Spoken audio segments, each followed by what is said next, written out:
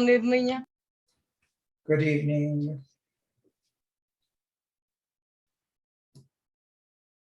Okay. Welcome everyone. Let me stop this and then I'm going to come back in again. Oh, okay. So now I can see everyone in here. Welcome to the Integrated Holistic Service Delivery Model presentation. And I am going to put my PowerPoint presentation on. I hope all of you can hear me because all of you have your cameras off. So I can't even see anyone. So I'm hoping that you guys can hear me. Just a little bit about the Punjabi Community Health Services. But before I can do this, I just have to read the land acknowledgement. Punjabi Community Health Services is situated on the traditional territories of the Mississaugas of the Credit First Nation and the territories of Treaty 13A, 14, and 19. We acknowledge the Mississaugas of the Credit First Nation on whose ancestral and treaty lands we work. We are all treaty people. As a result, we all have a responsibility to learn from the indigenous people how to care for this land. We make this acknowledgement as one demonstration of our commitment to truth and reconciliation. We honor the indigenous people who came before us and the continuous indigenous presence on this traditional territory on which we work and learn. We are all grateful to have the opportunity to work on this land, and by doing so, give our respect to its first inhabitants. So the presentation is the wraparound services at Punjabi Community Health Services, and I will be talking about our integrated holistic service delivery model, how this helps with our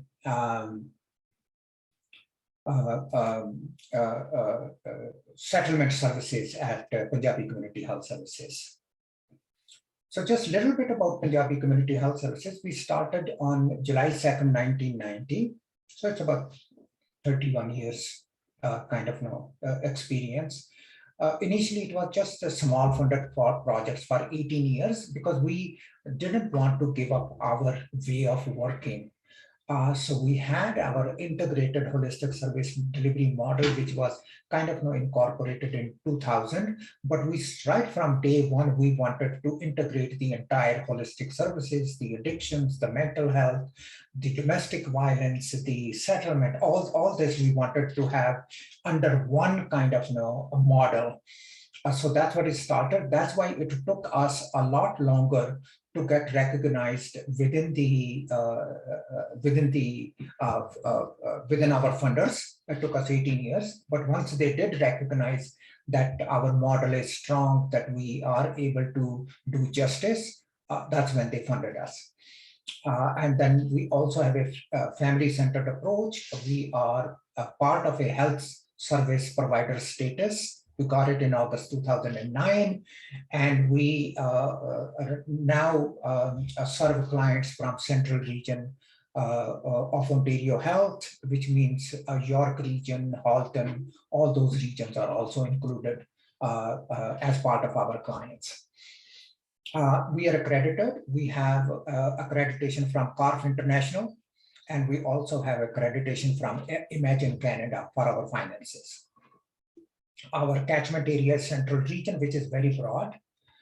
We have 5 offices in Peel Region, and then we have virtual office in Halton and in York Region as well. We have, at this moment, we have 94 full-time and part-time staff. We started on July the 5th. Actually, work started on July the 5th, and we incorporated on October 25th, 1995. Our board of directors is 7 to 9 members, and we became a charitable organization in 2010. So that is just a little bit of how Punjabi Community Health Services began.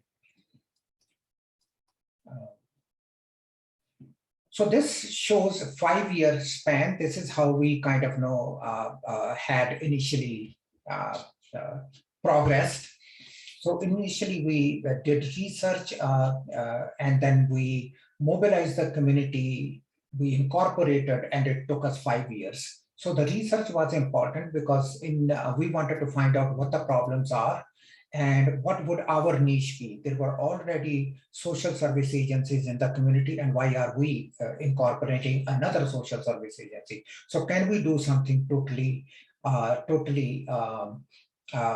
unique? And that's why we did the research. And it took us about little over 2 years to get the research done. From 1996 to 2000, we mobilized the community around issues of concern, providing services and building a strong board. And then from 2001 to 2005, building reputation and image, sound fiscal management, and delivering services.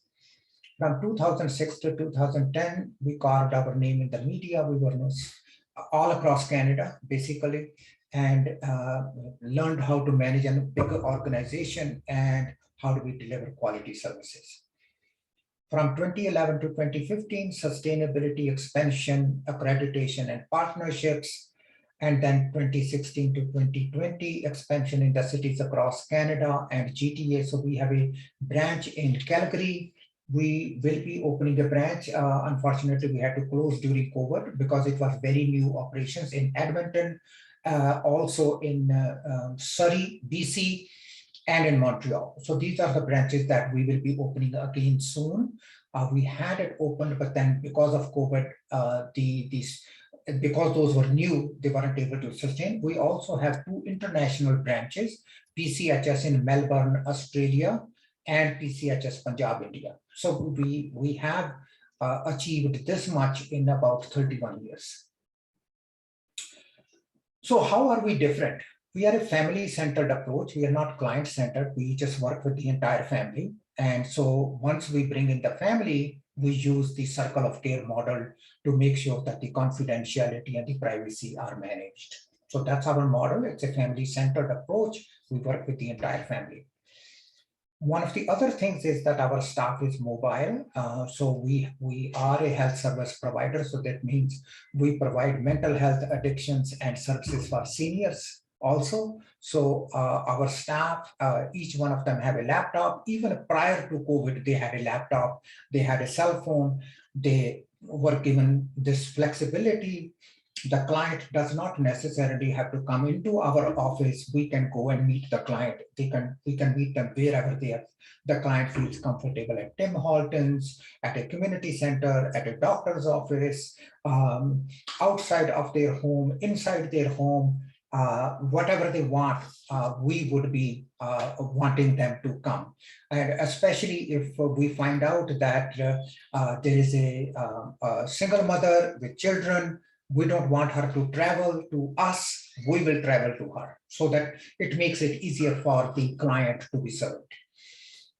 We developed a wraparound model, and that's what we're going to talk about, is that we just have a settlement services, our settlement program at Punjabi Community Health Services, but we surround the settlement program with mental health, addictions, domestic violence, parenting conflicts, and with many other services, so that the client doesn't have to leave.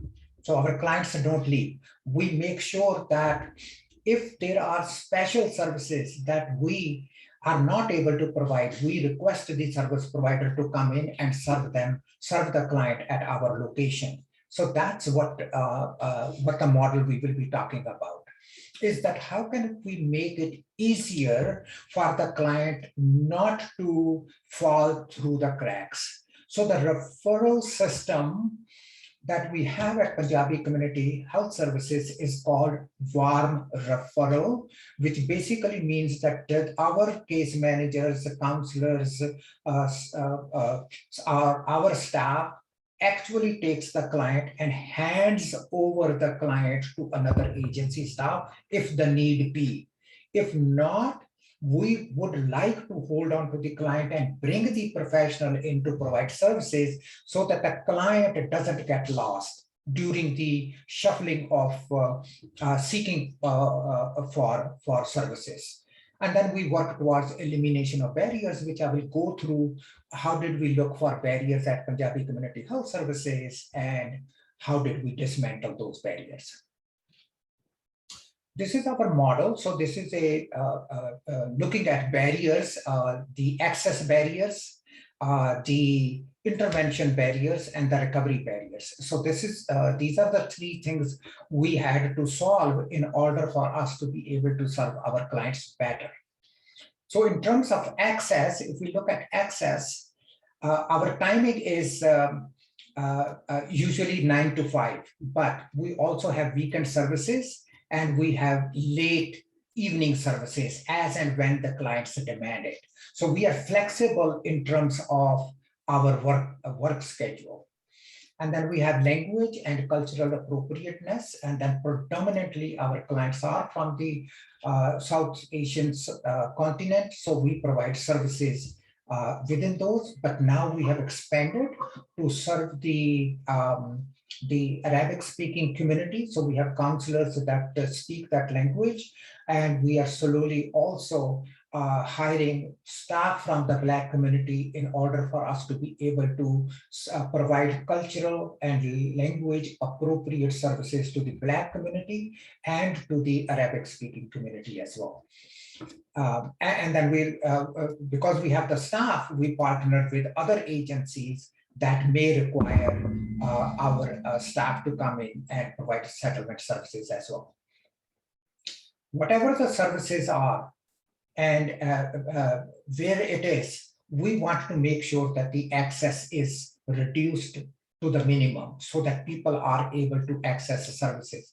If it's a transportation issue, that problem has to be resolved. If it's a language issue, that problem has to be resolved. If it's a cultural issue, that problem needs to be resolved. So under access, that's how we look at the way of serving. The second is the intervention. So now, of course, it's a lot of our services are virtual. We will be phase one of our opening will start on November 1st, but the clients will not be coming into the office until late December or early January. So in this moment, we only have staff going back in starting in November, and we are going to work with our staff to make sure that they have the proper PPE and they are well versed in the safety for themselves and also for the clients, because we have we are a health service provider, so we have some stringent protocols around health. How can we serve? So as a result, we are taking a little bit longer than just if we had only settlement services to deal with. So we have settlement, health, domestic violence, and so we are a multi-service agency. We are looking at referrals. So these are warm referrals. So we just don't give somebody a piece of paper and say, here, you can make an appointment over here, or do you want me to make an appointment? You can go and seek services at another agency for whatever reason. So we want to make sure that the client is actually handed over to the another agency. So that's how a little bit different in terms of how the referral system works. And then we have a lot of education webinars within the community around understanding the complexity of Canadian systems, whether it's the education system, the settlement, or the health system, or even the financial system for that matter. So there are a lot of education awareness going on within the community by our staff throughout the year. And finally, in terms of recovery, what does it mean? Because we are a health service provider, so we use a lot of terminology based on the health model itself. So what does it mean? So usually we have a general agreement that as long as a client needs the services, we will hold on to them. And if the client says, thank you very much, you have done a good job, I am fine now, I can be discharged, we will discharge them. So our recovery is not dependent on 16 sessions, 10 sessions, 5 sessions. is actually determined on whether they feel they have recovered enough or not. And then the other one is be there for support on a long-term basis. So even after they are gone, they can call back. We can call them, how are you doing? Is everything going smooth? That kind of a thing, so we check on it. And if they feel good about it, they feel that yes, they have recovered enough, they find they can become a peer support for our other clients, and we can give them training. We have a full-fledged peer support program that we provide training to, and these peer support individuals can be then linked to clients for more assistance as well.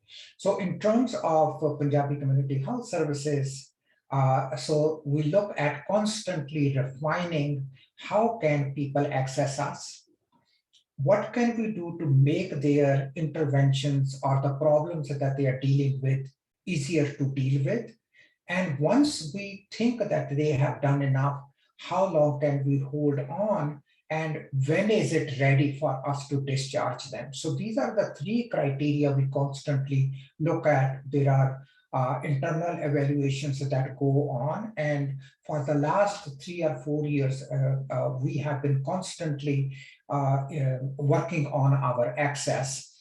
We call it the intake department. So now there are 3 full-time staff working just on intake, making sure that every single call is answered and that it's linked to the appropriate service that they are seeking. So there are 5 barriers that we looked at initially. Even now, we just look at it. One are psychological barriers. So what is one's own mindset? Remember, we talk about stigma all the time. People have stigma accessing mental health or addiction services. People don't want to be seen, that they are coming for services and all those issues. So those are the barriers. So how do we eliminate that? What is it that we can do to minimize the stigma that might be associated with it? What if, so these are the psychological barriers. For example, men think it is not manly to go to doctor or hospital. So within the South Asian community, often we see that when we ask them, do you have a family doctor? He says, I've never been sick, so I don't need to have a doctor. So that kind of a thing. Scared or afraid of the outcome. The reason why I'm putting this is that in Peel region, region of Peel Health Department has done a study, and it has shown that the South Asian community is one of those communities that has the lowest cancer screening rates in Peel region. So for some reason, the idea that if I go for screening, that I may be diagnosed with cancer is making them scared to go and get screened. So the outcome is what they are scared of. And so we are now working with how do we overcome this fear? How can we overcome certain things so that they are able to go for cancer screening? Stigma of using certain services, like for example, sexual health services, and then the same-sex professional. So a woman would like a woman professional. Or fear of losing independence. I'm not using a cane, which is very common with South Asian seniors. They don't like to use cane. And even if you tell them it's much better at your age to use a cane, because if you fall down, chances are it will be very complicated, because at your advanced age, the bones may be very brittle, so you may lose your independence. So these are some of the psychological barriers which we need to address constantly in our community to make sure that they are able to access services at our agency. And then cultural and language barriers, I think we all know about it. Language is a bigger issue, so we make sure that we have the staff that speaks the South Asian languages, and now we also have Arabic speaking counselors that can provide services as well. So then some people in the past, for example, seniors have demanded, male seniors have demanded that only male professionals should come to take care of them. So those are the religious, based on their religious grounds, they are demanding that. So we try to accommodate this particular requirement from their cultural and language barriers. On religious grounds, there are always, I mean, one of the best examples I can give is about blood transfusion of the faith of Jehovah's Witness. They don't like blood transfusions to be done. So there are some religious grounds which prohibit some people from accessing services. And these are barriers that as service providers, we need to be aware of. And then do we have information other than English and French? So in Punjabi, Hindi, Urdu, Bengali, Tamil, those are the languages that are common. So we try to make sure that the information is provided in other than English and French as well. Wheelchair accessibility, we all know transportation, at home, ramps, toilets, etc., scooter, etc., for mobility. And this is important for us late evening services and weekend services. So we make sure that nobody is is denied services, that we are only open from Monday to Friday from 9 to 5. So people can request services on Saturday, people can request late evening. We will accommodate their coming to the agency to be able to do. In terms of financial barriers, taking time off work to get services, childcare issues, transportation cost, rental cost, medication. We know that for example, we have international students that cannot afford to purchase. There are some seniors that are unable to purchase medication. The doctors have prescribed, but they are not able to afford to purchase the medication. And then there is a dental cost, I guess, prescription. And we tried our best to use PCHS fundraising money to offset some of these costs for our clients as well. So this is so we are trying to expand. So we are looking at partnering with CASA, Coalition of Agencies Serving South Asians in Scarborough. We are looking to develop a hub there. So there is some work already in progress, so that we are in the neighborhoods where we are needed. So people don't have to travel. We are the only agency, South Asian agency, that deals with mental health and addictions. So we have a full-fledged addiction program and a mental health program. So we would like people to take advantage of these programs. So as a result, we want to go into where there are large pockets of the South Asian community, and that's what we will be able to do. So there are only two health service providers that are from the South Asian community. Indus Community Services is one, and Punjabi Community Health Services is another. There are only two South Asian agencies that are health service providers that serve the population. Imagine more than 1 million population across the GTA. There are only two agencies. So we need to have more agencies that can actually serve the South Asian community around mental health addictions and services for seniors as well. So rural versus urban issues, transportation becomes an issue. Example, food bank taking food home is an excellent example, where a mom with 2 small children in winter time, how are they going to take food home when they have 2 small children? How much can they carry with them? That kind of a thing. And then the community health centers have a postal code for services. So they only serve a particular geographic region. But if you are outside of the geographic region, how are you going to kind of look at them? So we look at these barriers constantly within our organization, and we say, okay, what are some of the things we are seeing? What is emerging? So when we saw a need for us to serve the Afghani community, because there is a lot of influx of Afghan refugees coming now. We immediately hired somebody that spoke either Pashto or Dari language so that we are able to. So there is a constant thing that we have to kind of look at which barriers will inhibit clients coming in and how can we kind of look at it. So it's not one-time kind of a thing. Like we have to constantly work at it to make sure. I think every 5 years, the kind of geography or the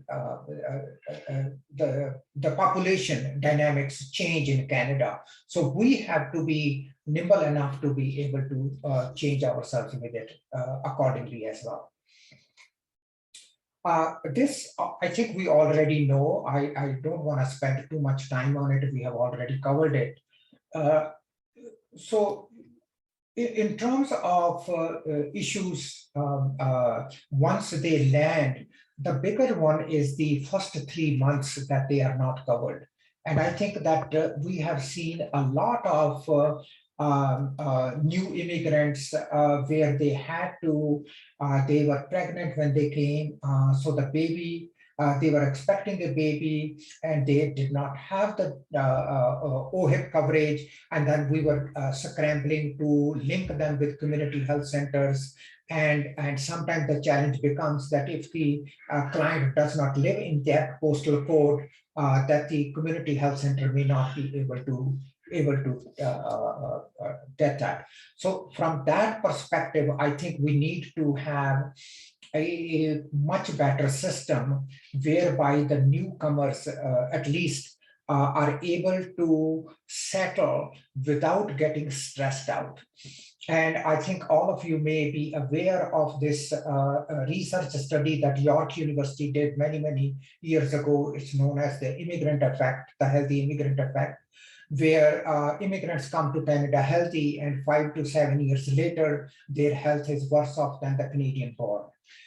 So it means that we are not taking good care of our new immigrants in Canada, despite the fact that we have all the settlement agencies, but yet we are failing to systemically, there are some systemic issues that need to be dismantled if we are going to be able to make some dent in it. So how do we do our, how do we work with that integrated holistic service delivery model at Punjabi Community Health Services? So we have a central intake. So we have, so the welcome officer, we call our intake person a welcome officer. So the call comes in and then it is triaged to 4 departments. So there is an intake full-time staff in the settlement. There is a full-time staff here. And then there is a staff that deals with the better families and domestic violence. And then there are the other ones is transferred by the welcome officer. And this could be to any of our management staff, funders calls, or any other calls that don't fall under these 3.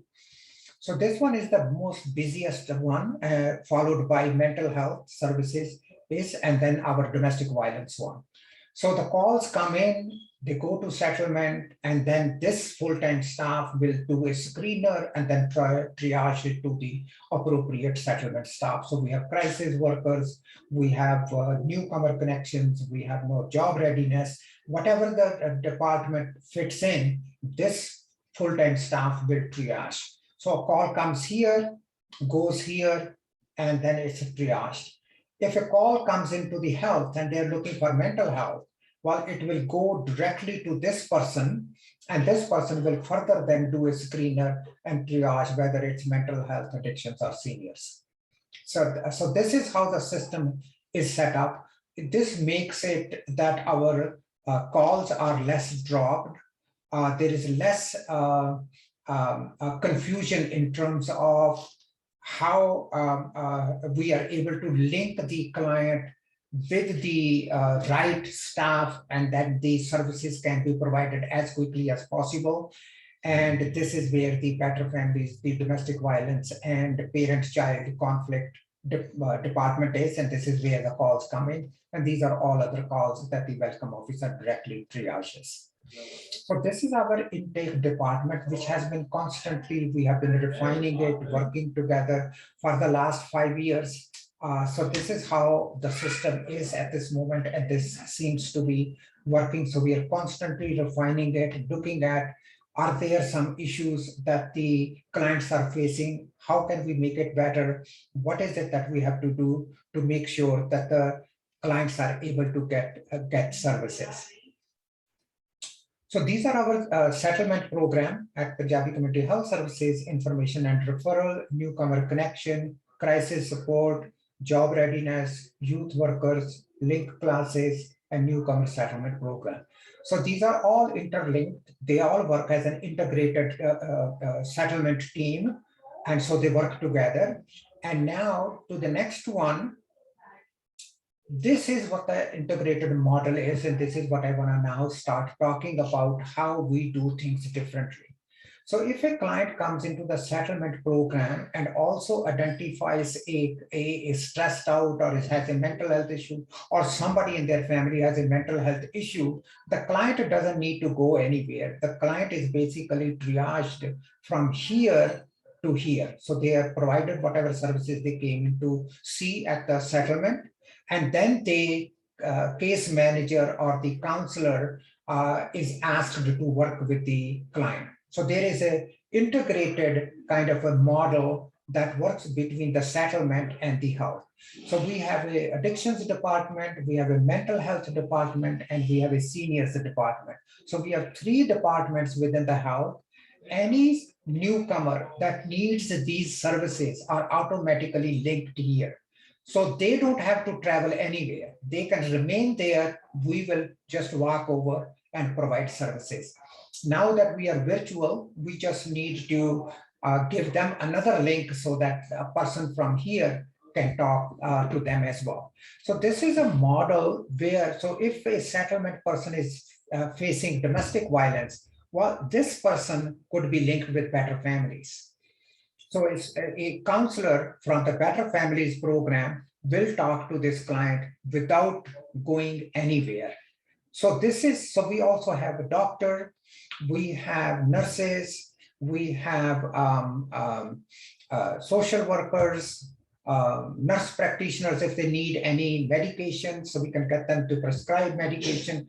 So the model is that the client basically stays there and we wrap them around with multiple services. That's the model. So we have isolation and recovery center. So we have about, I would say 20 plus nurses. We are taking the housing clients or patients in the hotel. We are looking after them at that hotel, which has been converted into an isolation and recovery center. It's 24/7.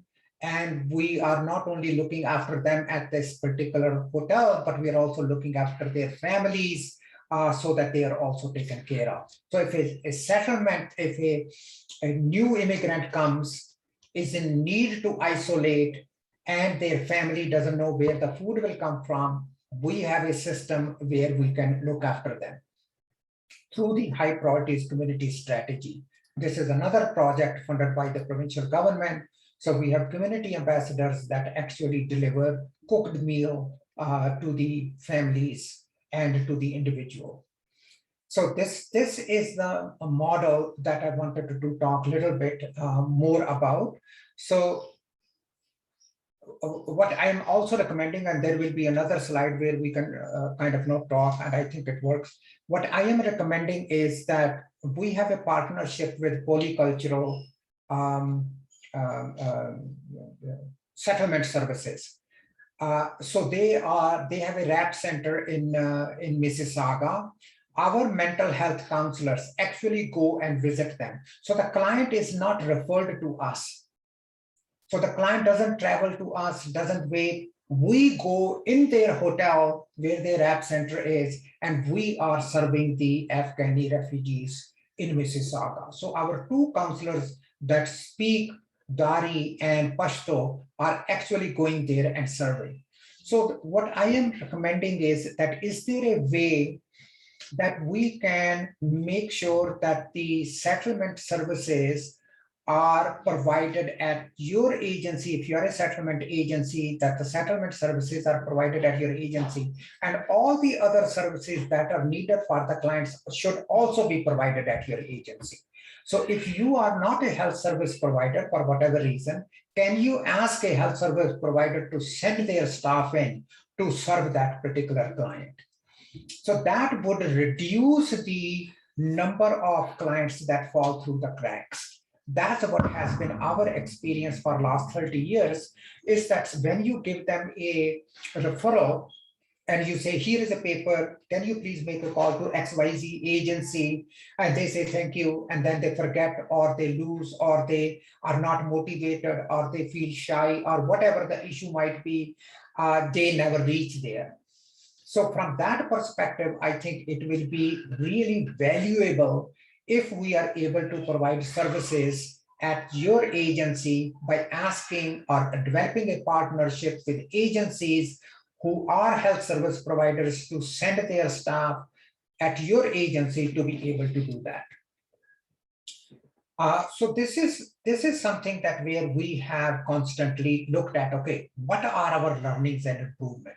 So we have processes of care, competent care and systems, and positive experiences. So we want to learn. So we are constantly doing evaluations. People, the clients send us commendations that your staff has worked well, or we think this should be improved, or that should be improved. So this is where we want to know what have been the positive experiences that we can strengthen. And if there are any negative experiences, how we can minimize it or eliminate or dismantle those barriers that might exist. And in terms of the quality impacts, are our settlement services efficient and effective most of the time, so that we can have a confidence in the system that we have created at Punjabi Community Health Services, that it will result in positive outcomes. So this quality is of enormous amount of importance to us, that when somebody calls in, so the call came in, at what time were we able to engage them and give them services, and when did we discharge them? What are those three-tier issues, and how effective and efficient were we from the first phone call that came in to the interventions that we started and the exit of that client? So between these three things, how efficient were we? That we document constantly, and we constantly improve. So in terms of our population, so what are the settlement needs? So we constantly do our webinars. We get the community to understand how the settlement services in Canada works. And then governance, policies, partnerships, a robust intake system.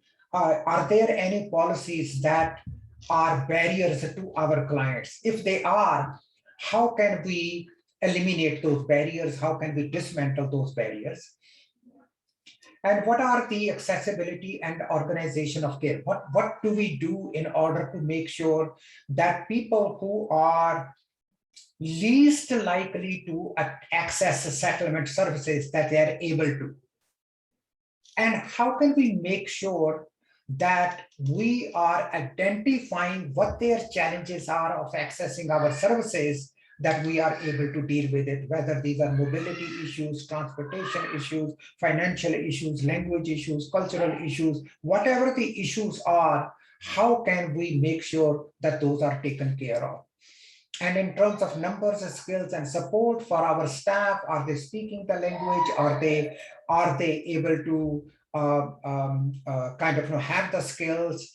For example, we are now working with Center for Addictions and Mental Health on South Asian research project to tweak cognitive behavior therapy for mental health clients. So this is a 3-year project that we are working on to make sure that the cognitive behavior therapy is tailor-made to serve the needs of the South Asian community.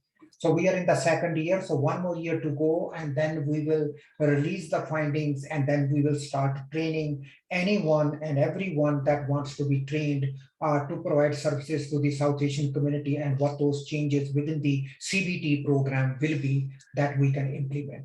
And these are tools, equipment, referral system, and data that we can, in terms of making sure that we are able to provide services to our clients based on diversity, equity, and inclusion framework that we have. So we have an anti-racism, anti-oppression framework, which talks about diversity, equity, and inclusion, and how, and that's how we kind of know improve.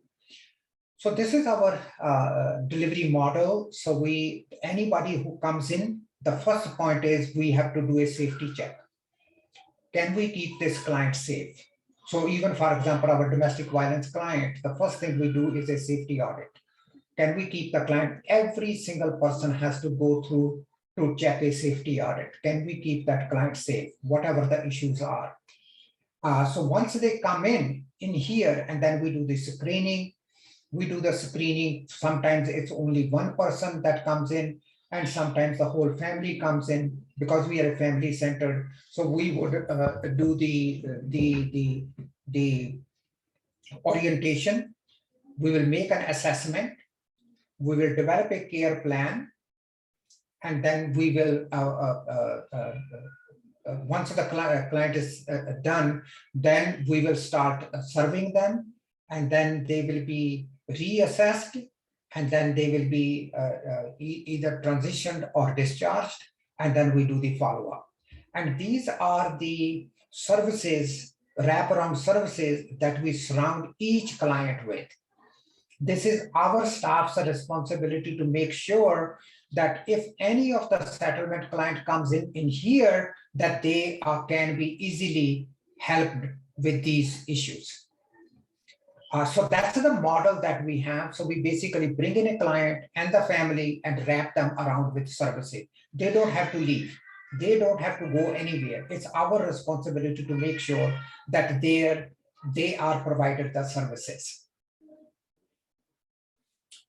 So this is the same thing what I talked about. So this is family as a client, settlement, health, and better. So we are the ones that will keep providing them services.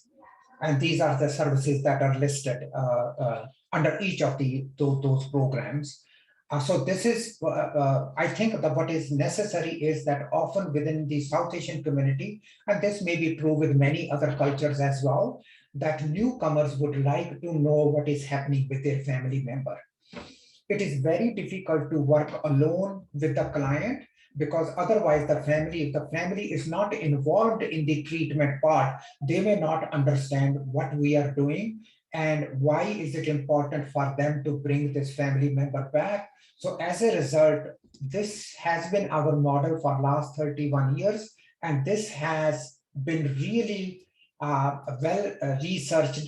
Now that when we started, I mean, we got a lot of flack back by saying, well, sometimes the family is not the right people. They are the ones that are creating the problem. And then we understood that. And that's why it's important for us to find out where the stressors come from. Are they coming from the family or from the others? So if the stressors are from the family, maybe the family also needs some help. Maybe the family dynamics are not in sync. Maybe we need to fix the family as well along with the client. I think those were the issues that we resolved initially, which are paying dividend to us now, because when you look at addictions, for example, it is now being recognized as a family disease. That it doesn't only affect the person that is a problem drinker or taking drugs, it affects the entire family. So we have started long before this became the norm, that family as a client, but we have this whole thing that we will bring in the family, start working with them. So these are so in the mental health, for example, we have long-term and short-term counseling, early psychosis intervention, Ontario structured psychotherapy, mobile crisis support, and peer support. So These are our long-term programs, and in the addictions, mobile withdrawal. So we go into people's homes. If somebody wants to seek help, want to withdraw from the drug or from the alcohol, we go into people's homes. They don't have to go to a withdrawal center unless we see that it's going to be detrimental to their health. Then they will be sent to the hospital. But otherwise, we may be able to help them withdraw from their substance at home safely. And then we have these case management services, relapse prevention, and then we have peer support program as well. In the seniors, we have respite caregiver, integrated seniors team, behavioral services Ontario, and Langar on Wheels is our Wheels on program for seniors. So we are providing about 80 to 100 meals a day to seniors. So this is our isolation and recovery center, which I have talked about, and this is the high priorities community strategy, our community ambassador project that kind of works in unison to deal with the COVID-related impacts in the South Asian community. And this is the mental health for teens and parents, domestic violence, anger management, sexual harassment, and parenting program. So this is our Better Families program. So how did we eliminate barriers over the last, I would say we started in 2015 to identify and then continuously worked. So intake department, so we, from 2016 till now, we continued to work on it, that not a single call should go unanswered. The second one was board needed to be trained on diversity, equity, and inclusion. And every year the board receives a training on diversity, equity, and inclusion. The third one was management and staff trainings on anti-racism, anti-oppression, on LGBTQ issues, on lateral violence, on internalized racism, all these issues that the management and the staff, every year we go through these trainings. And then PCHS to become an LGBTQ sensitive organization. It was a 2-year project that we did and the entire board, the management, the staff, the volunteers, the policies, everything was changed to reflect sensitivity to the LGBTQ community. So once we recognize that there are some changes, then this becomes an issue. So we started changing the policies completely from 2019. So every year we look at, okay, what are some of the barriers that need to be dismantled? And that's how we dismantle those barriers as well. So, and then the sixth one is integrated model across PCHS. So this and we are constantly training, because sometimes the staff leaves and the new one has to come back. So we go through the trainings again. We have a peer support model that we started in 2017. So that is it's a constant model that we are training new peer support, volunteer peer support, and then we also have paid peer support, but we also train volunteer peer supports as well. We have started a outreach campaign. We have a TV program. It's a 24/7 TV program. And all we do is we discuss about the issues within the South Asian community. We have a monthly magazine from newsletter. We have now launched a magazine. So the newsletter has been converted into a magazine. So it's a monthly magazine that comes we talk about various issues that are of importance to the community. And then weekend services provided since 2000, and we continue to strengthen it. So this is every year we look at, okay, what are the barriers and how can we dismantle it? And this, I think, is the final slide. So what works best? This is our learning. What we think is that the settlement agency needs to develop partnerships with mental health and addiction agency, so they can come at your place and deliver services, so that you don't have to make a referral of newcomers to their agency. Those agencies should be accessing you and say, well, can we serve newcomers?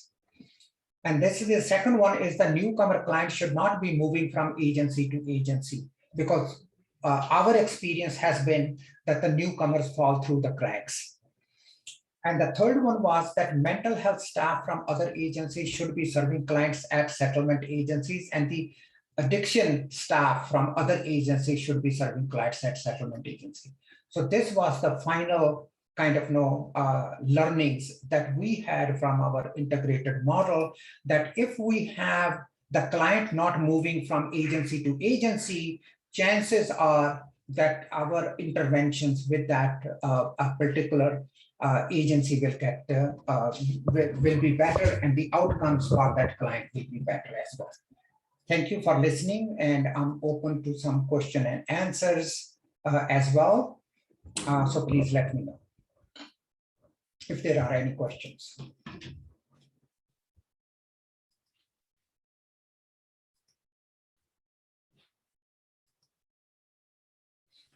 So the question is, what are some strategies you might suggest for smaller agencies, community partnerships to be prime portals to help meet all their needs, but you have found that we should develop a strategy where they come to our agency and not have clients go to. So one of the things that I would recommend is that in many of our towns and cities, we have mental health and addiction agencies. My recommendation would be that the settlement agencies lobby to make sure that the health service providers come to you. What we have found is that only recently in Peel region, because we are located in Peel region, it was only recently that the mental health and addiction service providers even considered newcomers as their clients. So they were so busy taking care of whatever clients they had that they didn't think that newcomers would have these issues around mental health and addictions. It's only when we started lobbying and a couple of other agencies supported us in our lobbying effort that now majority of the service providers are beginning to say, so we have to look after the health of the newcomers as well. So my recommendation would be, can we make this an issue at your local LIP? Is that where we can kind of lobby? Can we do something where the health service providers have a table and they invite you either or the coordinator of the LIP to go there and say, guys, we have settlement agencies, so many.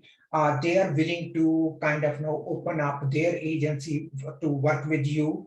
Can you provide a counselor to go to these agencies and serve the newcomers with mental health and with addictions if the need be? I think that's what I would be recommending, rather than us making a referral to go to the agency where the client has to now travel to another agency and overcome that fear for a newcomer. It's much better that they are already established a rapport with your agency. They're comfortable with your settlement counselor. All they have to do is just get permission from them and ask the staff from another agency to come in and start serving that particular client of yours.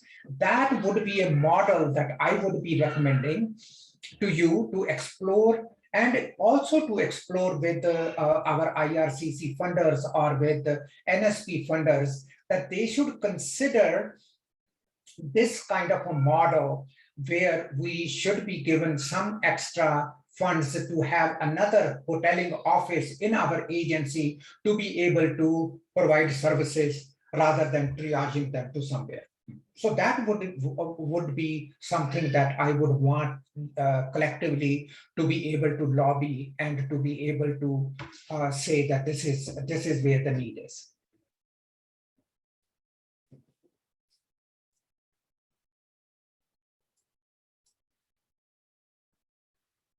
Any other question?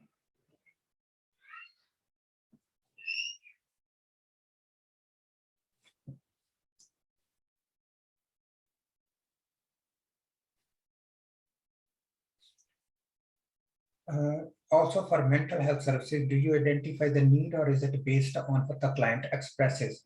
with stigma being a real thing in some culture.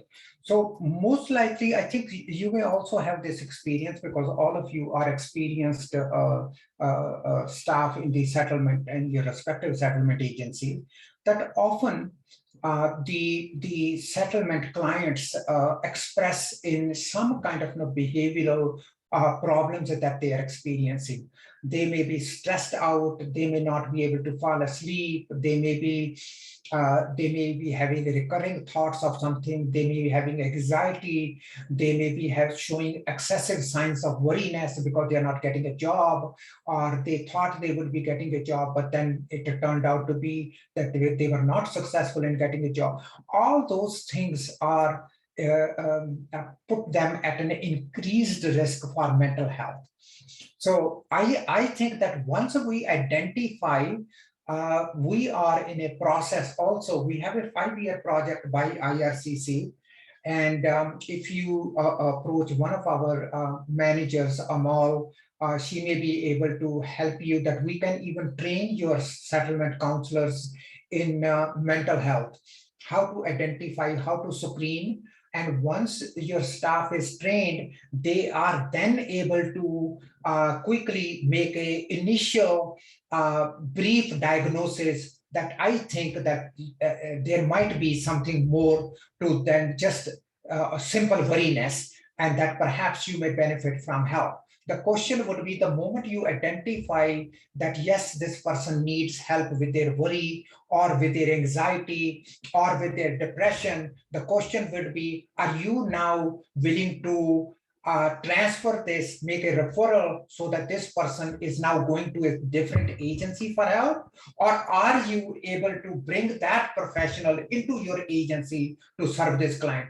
I think that's what I am also looking at. Is my experience has been, and I haven't worked for a long time now, I'm just the CEO of PCHS, so I am a little bit removed from front lines.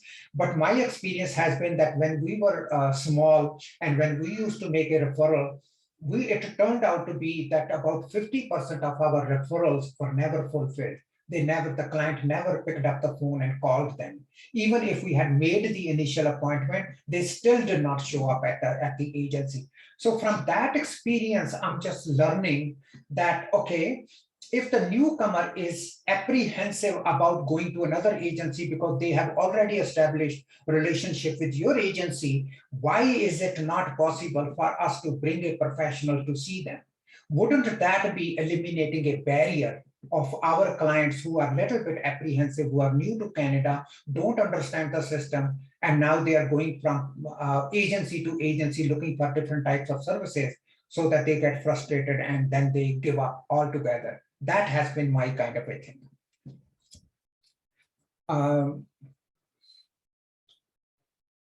Do you have Arabic speaking? Yes, for mental health services, we have Arabic speaking counselors.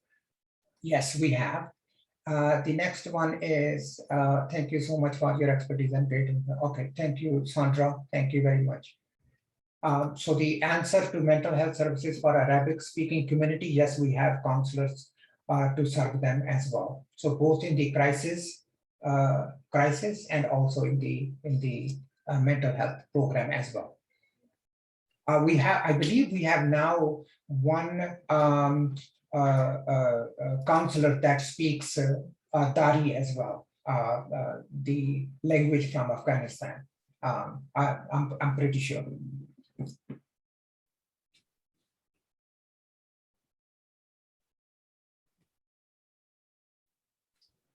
So it says, would this presentation be shared with the participants? Absolutely. So if you need this presentation, I don't know how to share. I can send it to Ocasi, and then Ocasi will be able to send it out.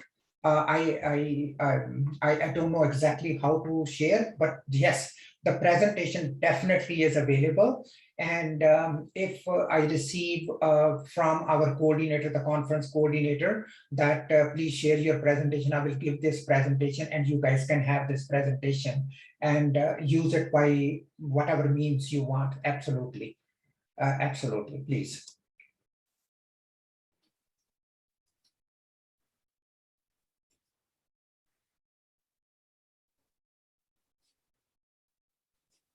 Any other question or any?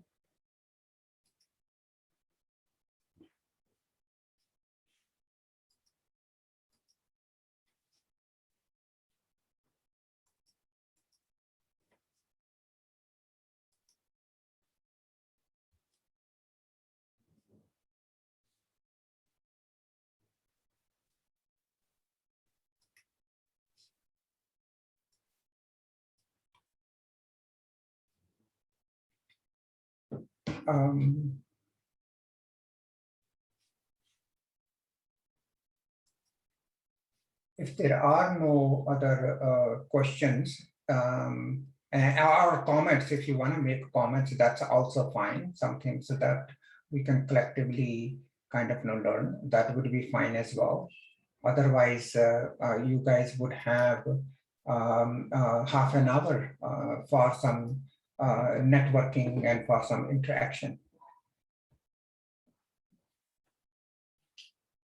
Carol, I think if there are no questions, what do you suggest what we do?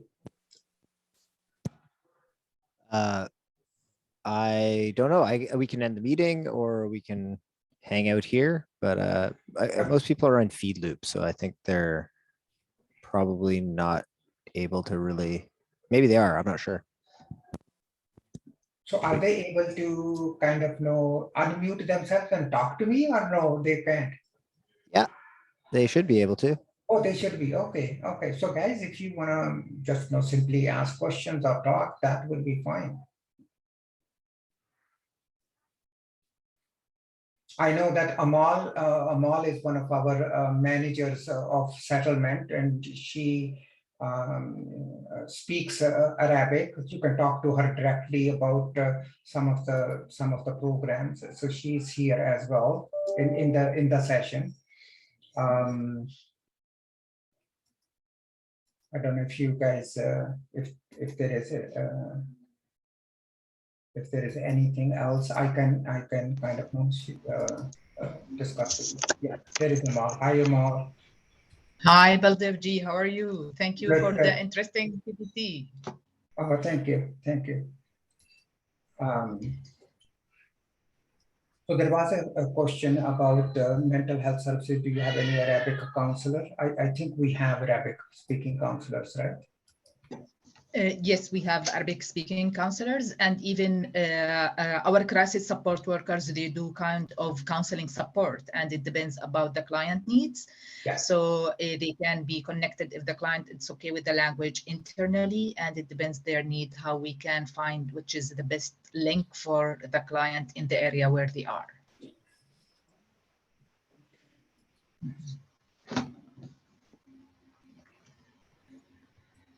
Okay. So, so we are here. If I have no idea whether we can log out or not. I have no idea, but we are. I thought we would be having a lot more discussion, so I ended the presentation at within 1 hour, and then had half an hour for discussion or so. So if there aren't any, then we can log out and then log back in at the next one, I guess. Would that be fine if we log out? Yep, that's no problem. Okay. Okay. So I'm gonna log out then. Thank you very much for coming. It was really a pleasure to be able to share some of the learnings. It's indeed an honor that all of you came to kind of look at the integrated holistic service delivery model, and that we are hoping that by implementing some of the learnings, we can make our clients' lives a little bit easier as well. Thank you.